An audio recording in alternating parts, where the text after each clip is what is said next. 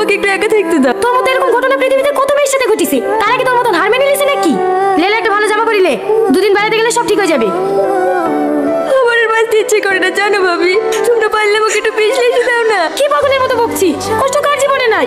সবারই জীবনে কষ্ট হচ্ছে। তোর কিছু হয়ে গেলে আমরা কাকে নিয়ে বাঁচবো বলদিনি? 14 দিন বেরিয়ে গেলে সব ঠিক হয়ে যাবে। তুমি যাও, আমি রেডি হচ্ছি। আমার লক্ষ্মী বোন। এরকম এই মেয়েটাকে দেখো। বাহ, ভালোই তো দেখতে। আমি তো তোমাদেরকে বলেই দিয়েছি আমি বিয়ে করবো না। বি করবি নি মানে? একবার বি ভেঙে গেল, গ্রামে তোর নামে চালে টিকতে পারছি নি। তোমরা যদি আমাকে মেয়েই ফেলো না, তাও আমি বিয়ে করবো না। আর আমাকে বেশি চালালে আমি কালকে একবার চলে যাবো।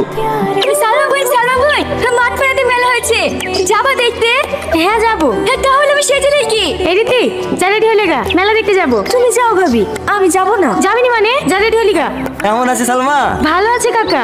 আব্বা তো নাই, কিছু বলবেন নাকি? না না, এমনি ঘুরতে আসনু। ও